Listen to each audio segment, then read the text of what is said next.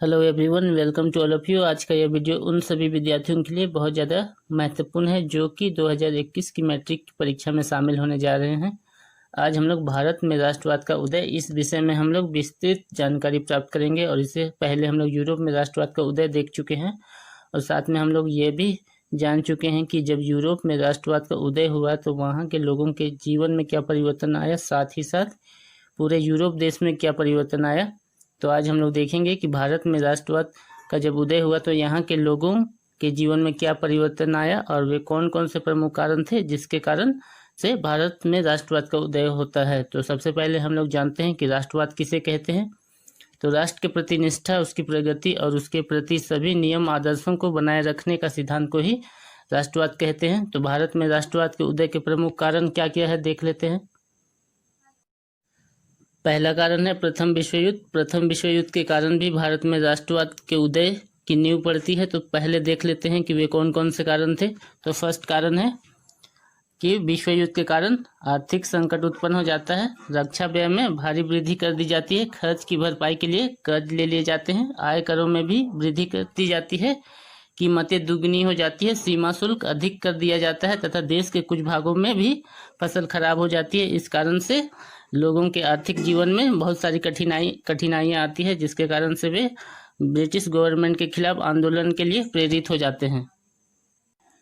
Second कारण है गांधी जी का सत्याग्रह। गांधी जी जब 1917 ईस्वी में अफ्रीका से भारत आए तब उन्होंने अलग अलग स्थानों में जाकर किसानों को एकत्रित किया ताकि ब्रिटिश गवर्नमेंट के दमनकारी नीतियों के खिलाफ आंदोलन किया जा सके। सबसे पहले वे बिहार के चंपारण गए, इसके बाद वे खेड़ा गए और इसके बाद वे अहमदाबाद के सूती वस्त्र उद्योग के मजदूरों से मिले। इस प्रकार वे आंदोलन के लिए नींव स्थापित की। थर्ड कारण है रॉलेट एक्ट।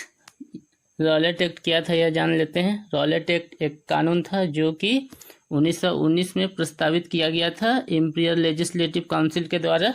और इंपीरियल लेजिस्लेटिव काउंसिल एक कानून बनाने वाली संस्था थी। जिस प्रकार आज हमारे देश में संसद कानून बनाती है हमारे देश के लिए, ठीक उसी प्रकार और रॉलेट एक्ट में क्या था यह जान लेते हैं। यह कैदियों को 2 साल तक बिना मुकदमे के जेल में बंद रखने का अधिकार मिल गया था इस कानून के द्वारा, इसलिए इस कानून का पूरे देश में विरोध किया गया था।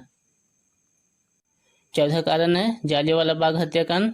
13 अप्रैल 1919 को जालियांवाला बाग हत्याकांड हुआ था। अमृतसर के अनेक गाँव वाले एक मेले में शामिल होने के लिए जालियांवाला बाग में जमा हुए थे और यह मैदान चारों ओर से बंद था और शहर से बाहर होने के कारण वहां जुटे लोगों को यह नहीं पता था कि पूरे इलाके में मार्शल लॉ लागू किया जा चुका है। उसके बाद वहां जनरल डायर अपने सैनिकों के साथ पहुंचते हैं और भीड़ पर गोलियां चलाने का आदेश दे देते हैं और इस हत्याकांड का उत्तर भारत में पूरे जोर शोर से विरोध होता है और लोग सड़कों पर इकट्ठा हो जाते हैं। पांचवा कारण है असहयोग आंदोलन। महात्मा गांधी ने कहा था कि भारत में ब्रिटिश शासन भारतीयों के सहयोग से ही स्थापित हुआ था और यह शासन ऐसी सहयोग की वजह से ही चल पा रहा है। अगर भारत के लोग अपना सहयोग वापस ले ले तो साल भर के अंदर ब्रिटिश शासन ढह जाएगा और स्वराज की स्थापना हो जाएगी। असहयोग आंदोलन के कारण हजारों विद्यार्थियों ने स्कूल कॉलेज छोड़ दिए, हेडमास्टरों तथा शिक्षकों ने इस्तीफे सौंप दिए, वकीलों ने मुकदमे लड़ना बंद कर दिया तथा चुनाव का बहिष्कार कर दिया गया था। छठवां कारण है नमक यात्रा और सविनय अवज्ञा आंदोलन। 31 जनवरी 1930 को महात्मा गांधी ने वायसराय इरविन को एक पत्र लिखा था जिसमें 11 मांगों का उल्लेख किया गया था और उसमें सबसे महत्वपूर्ण जो मांग थी वह नमक कर को समाप्त करने के बारे में थी और यह भी चेतावनी दी गई थी कि अगर उनकी मांगों को नहीं माना गया तो कांग्रेस सविनय अवज्ञा आंदोलन छेड़ देगी। लेकिन लॉर्ड इरविन इन मांगों के सामने नहीं झुकते हैं और इसके बाद गांधी जी पैदल दांडी यात्रा करके नमक कानून को भंग करते हैं। सत्याग्रह क्या है और इसका अर्थ क्या होता है यह जान लेते हैं। सत्याग्रह का अर्थ होता है सत्य की शक्ति पर आग्रह और सत्य की खोज पर जोर देना। इसका मतलब यह था कि अगर आपका उद्देश्य सच्चा है, यदि आपका संघर्ष अन्याय के विरुद्ध है तो उत्पीड़न से मुकाबला करने के लिए आपको किसी शारीरिक ताकत की जरूरत नहीं है। प्रतिशोध की भावना या आक्रामकता का सहारा लिए बिना सत्याग्रही केवल अहिंसा के सहारे भी अपने संघर्ष में सफल हो सकता है। इस प्रकार आप लोगों ने भारत में राष्ट्रवाद का उदय इस बारे में विस्तृत जानकारी प्राप्त कर चुके हैं।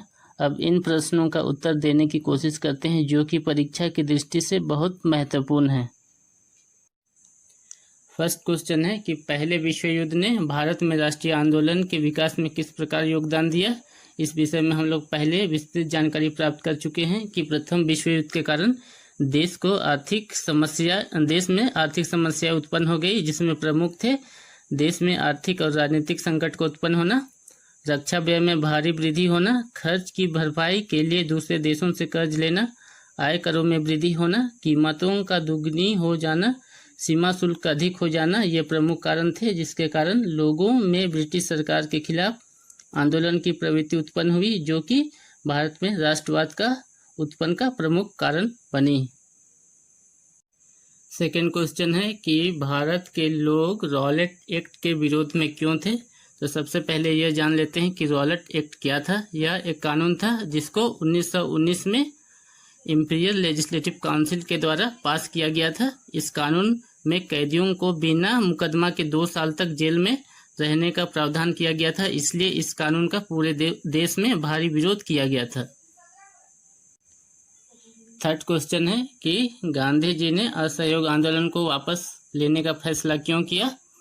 गांधी जी शांतिपूर्ण तरीके से देश की मांगों को ब्रिटिश सरकार के आगे रखना चाहते थे, लेकिन जैसे जैसे आंदोलन आगे बढ़ा लोग उग्र हो गए और वे चौरा चौरी एक स्थान था जहां पर पुलिस कर्मियों को थाने में बंद करके आंदोलनकारियों द्वारा जिंदा जला दिया गया। इस घटना के बाद गांधी जी ने असहयोग आंदोलन वापस लेने का फैसला ले लिया। क्वेश्चन नंबर 4 है कि सत्याग्रह के विचार का क्या मतलब है। तो इसका सही आंसर हो जाएगा सत्य की शक्ति पर आग्रह और सत्य की खोज पर जोर देना। इसका मतलब है कि अगर उद्देश्य सच्चा है तो बिना हिंसा फैलाए अपनी मांगों को रखा जा सकता है। इसके लिए प्रतिशोध की भावना या आक्रामकता का सहारा लेने की जरूरत नहीं है। क्वेश्चन नंबर 2 है निम्नलिखित पर अखबार के लिए रिपोर्ट लिखे। तो फर्स्ट है जालियांवाला बाग हत्याकांड। तो जालियांवाला बाग हत्याकांड क्या था। जालियांवाला बाग हत्याकांड 13 अप्रैल 1919 को हुआ था।